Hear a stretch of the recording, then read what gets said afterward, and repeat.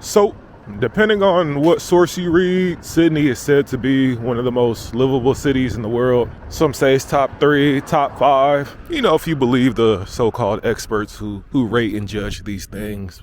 What I plan to do is head to the city center of Sydney. I'm on the outskirts right now, about an hour out. But we're gonna head to the city center and just see what all the hype's about. Why many people love Sydney, why they believe it's one of the most livable cities in the world. So that's the plan.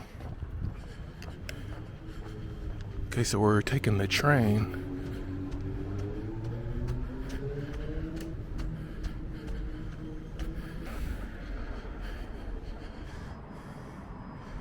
Buy a single ticket.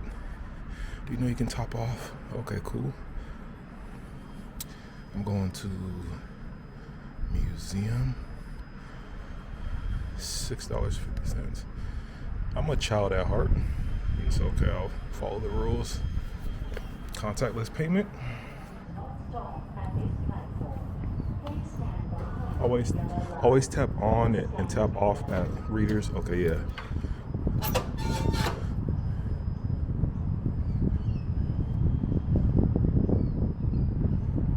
Next time you can tap on and off with a valid. Oh, I can use my. Just look for contactless on your. Oh, okay. So I don't think I had to buy a ticket. Then you can tap on and tap off the train with your card. Ah, okay. Here goes the tap on, tap off. Right here. Tap on, tap off. Right there. And it's interesting because I'm going to the central district, the main district. It seems like I'm the only one on this side. Everyone's on the other side. So on my GPS, it says platform 1. I'm on platform 1. So hopefully I'm good. Something tells me I'm probably not. Yeah, let me figure this out again. Oh, no. It says right here. Train to city. Right there. Right there. Train to city. And yeah, I'm good. Platform 1, Bondi, that's the train, but it says departs in 2 hours and 8 minutes. On my phone it says it comes in. Hold on, man. Guys, let me figure this out. It says 2 hours and 8 minutes. So maybe that's why, oh man, I might have bought a ticket for no reason. 1 second, guys. Okay, so I'm gonna follow Google Maps because it says the train comes in 7 minutes. So I'm gonna follow what Google Maps says. But it is kind of scary that no one else is here. You would think more people would be going to the city. It's just me though. You know, I'm still following it though. I'm gonna wait the 7 minutes and see what happens. Okay, so the train is coming, but the intercom lady said that on the intercom it said that the train is departing from platform 3. So we're good, guys. It's just on a different platform.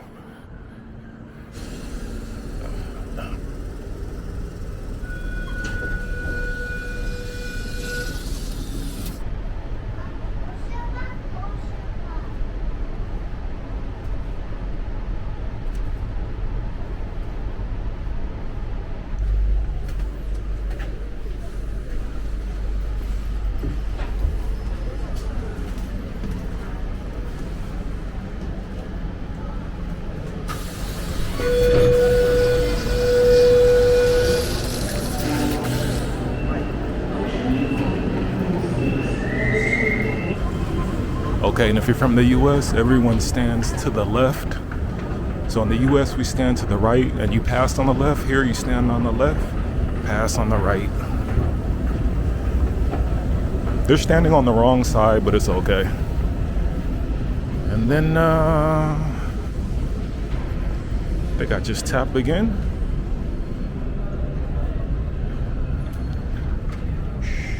If your phone battery is running Yep. low, you can charge it for free. So, a few points I want to make. The train came on time. clean, had AC, was very smooth. So yeah, that was a clean ride. They have metro, trains, light rails right here. I believe you can take ferries out here. So a lot of different public transportation options. But check this out. What does this remind you of if you're from the US? Yeah, if you guessed it, it's Burger King. That's their version. That actually is Burger King. From what I understand, when Burger King came out to Australia, that name was already trademarked, so they just chose a different one, which is now called Hungry Jack's. So that's a Burger King for anybody wondering. As we walk, I want you guys to look around, and this is something that was new to me before visiting. I didn't know that Australia was this diverse, but not all the people that you see are tourists. It's estimated that around 30% of Australians are foreign born.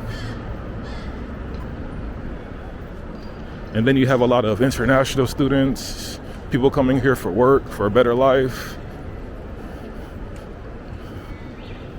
Yeah, I didn't know Australia was this diverse when it comes to people. I just thought, the animals, they have crazy deadly animals, but it's also a very diverse nation. Foreigners from everywhere. I think the largest groups are from England, then India, and then China, and then New Zealand, which makes sense. It's right next door. But yeah, that was interesting to learn. I thought before coming, I thought I would just see a whole bunch of British folks, and then a few Aboriginals walking around here and there, but nah, people from everywhere. Whenever you have people from all over the world, you're gonna have cuisines from all over the world. So I'm heading to an alleyway. It's supposed to be popular. It's called Spice Alley. So I'm guessing they serve a ton of spicy foods. We're gonna find out. And to the Australians watching, look, I've already had kangaroo, okay? I've already had Australian food. I don't think it gets any more Aussie than that. It's to the left right here where all the Chinese lanterns are. I'm pretty sure at night this place is beautifully lit.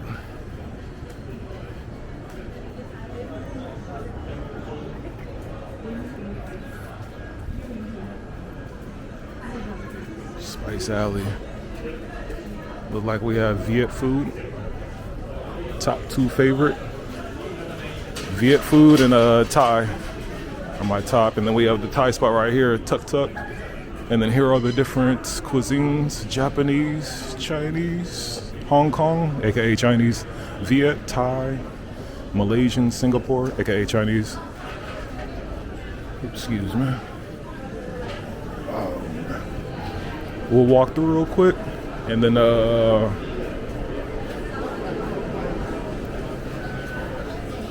guys, I'm in heaven. I'm gonna lose my black card for saying this, but I prefer Asian food over soul food, over pretty much any cuisine.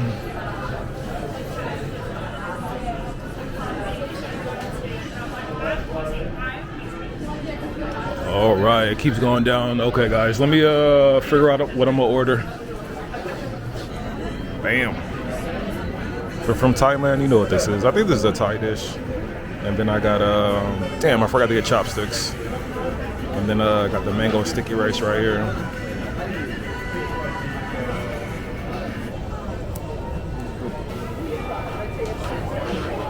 You're like my little brother. When I have a family. I don't know what my family is. We are.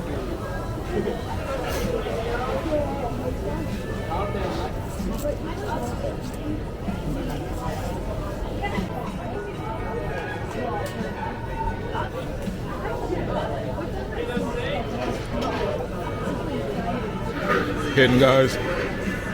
Let me just enjoy this.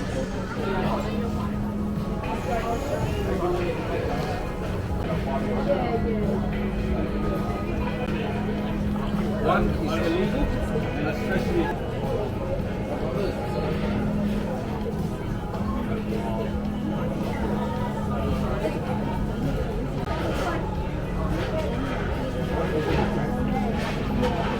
Ooh, guys, delicious. Before I get into it, you guys see that building over there with the greenery on it? I don't know if maybe moss has been growing on it. The building's a little old, or that's on purpose. But either way, guys, the food was delicious. The noodle soup with the iced tea came up to 23 Australian dollars, which don't know what that is right now. And then the mango and sticky rice was 12 Australian dollars. Don't know what that is in dollars, but both were delicious. And one thing I liked about that Spice Alleyway is it had the kind of, again, alleyway street food style design and vibe. You know, the small seats, small tables. If you've been to Vietnam or Thailand, you know what I'm referring to. And then when I went to the Thai shop to get the mango and sticky rice, there was a Thai lady in the back. Like, the people working there were Thai. And then the noodle soup spot, the guy in the back, I think was, I don't know, maybe Chinese. Then there was a Malaysian spot, and I can tell the people there were Malaysian, so I think that spot has authentic food. And for people who don't know, there are countries you go to and their international food there is garbage, okay, garbage. And so here in Sydney, I'm getting the sense that, again, because there's a lot of people from everywhere, it's a cosmopolitan city, that the international food is going to be top notch. And look, to the people who are listening who are like, you know, diversity, multiculturalism, all that's bad, can you at least say that two good things come out of that? Usually some sexy foreign ladies, okay, exotic chicks, and then some delicious food. I understand you got London Stand and all these other places that people say have been overrun by foreigners and whatever, but you got to give me those two at least. Beautiful exotic ladies and delicious food. And so that Spice Alleyway was top notch. It was good. So if we're keeping count, the public transportation system, from what I experienced so far, has been efficient and good. For people who don't like going to other countries and not seeing, you know, diversity, or you don't want to feel like an outsider, it seems like Sydney checks the box there. And then if you're looking for delicious food from all over the world so far, it seems like Sydney checks the box there as well. So far, Sydney, I think I'm starting to understand why this is rated one of the most livable cities in the world.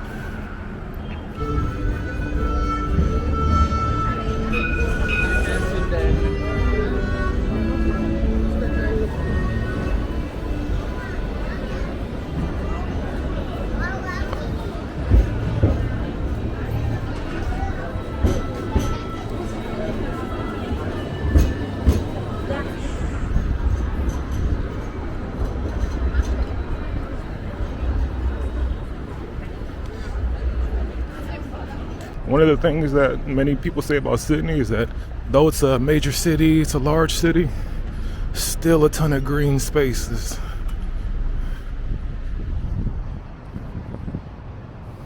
And if you look on the map, this city has a ton of parks. So you can still get that peace and tranquility, fresh air, even though we're in a major city.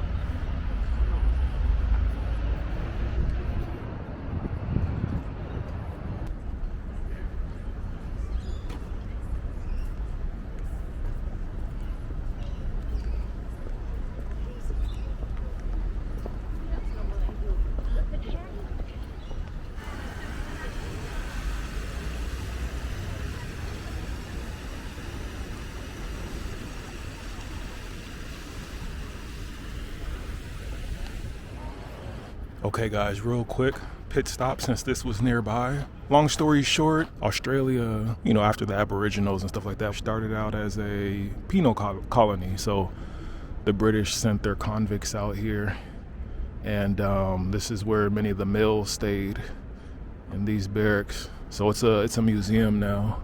And the interesting thing is that there's a term out here that I read about. It's called convict descent. So a lot of Australians are descendants of the convicts that first arrived here. And at first you would think that sounds pretty pretty negative, derogatory, but I think some people are proud of it because the convicts, they were used as labor and they helped build the foundation of the city that you see today.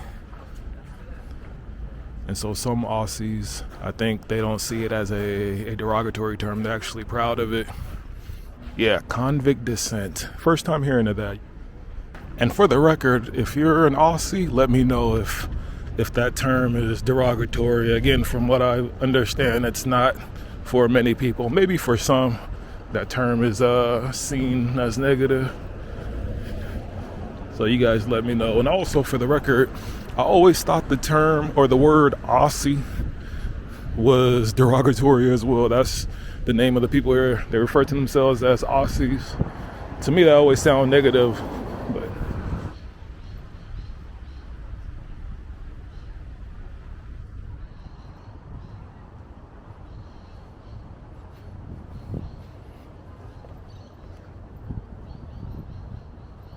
guys, I just want to say that I've only been to 2 city parks, but they have many more.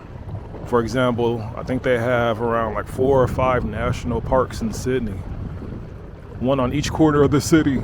So literally, if you want to get out to an exotic oasis, as if you're in Madagascar or some hidden beach in the Caribbean, you could just head to one of the national parks and be in the jungle, and be in some secluded beach. There might be a poisonous spider there or something, but still, ton of beauty in the city. And I'm not gonna lie to you guys, I might be a believer.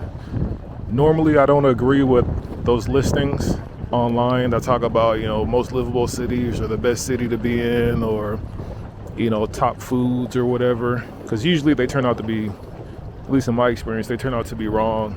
But so far, I have to say, I think I'm a believer when it comes to Sydney being one of the most livable cities. I will say it's very beautiful.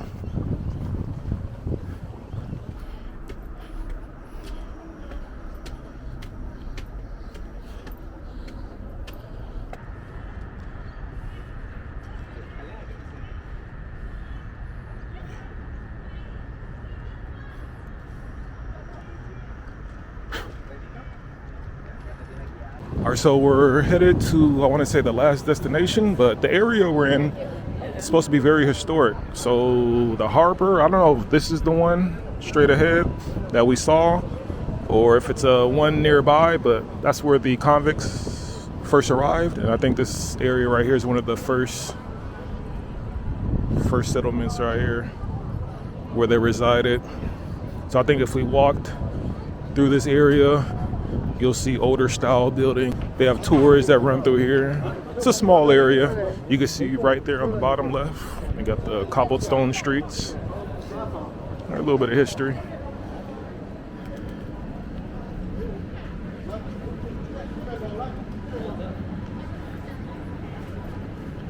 Yeah, and this area is called The Rocks. Exactly how it sounds right here. Called The Rocks. That's what the convicts called this area.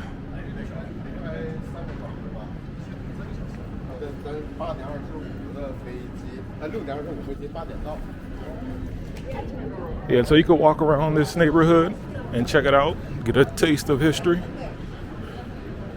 But we're gonna bypass and head to the last destination on the list. Or maybe we might walk a little bit. Let me go straight this way real quick.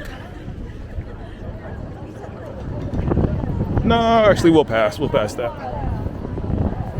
Let's head to the last destination. I got an hour to get there.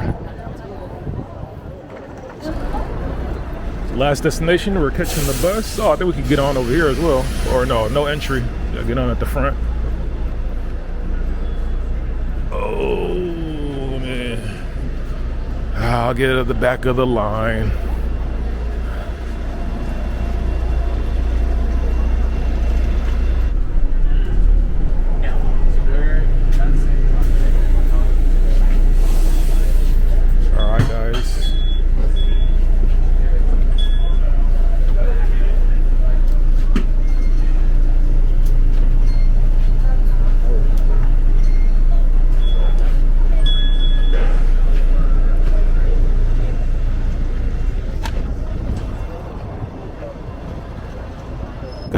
this, guys. I'm a believer now. Oh yeah, this city has it all. Look at this. Just one of the many beaches out here in Australia, in Sydney that is. One of the great things about the city is that it has a beach, so yeah, you have everything. You got the city life, the nature, the natural parks, you have the beaches. It's supposed to be safe out here, potable water.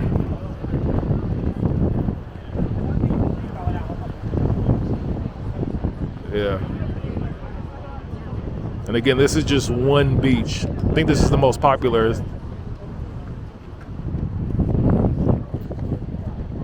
So, as an outsider looking in, I will say I believe the hype when it comes to Sydney being one of the most desirable cities to live in. I can see why, just from the few days I've been here.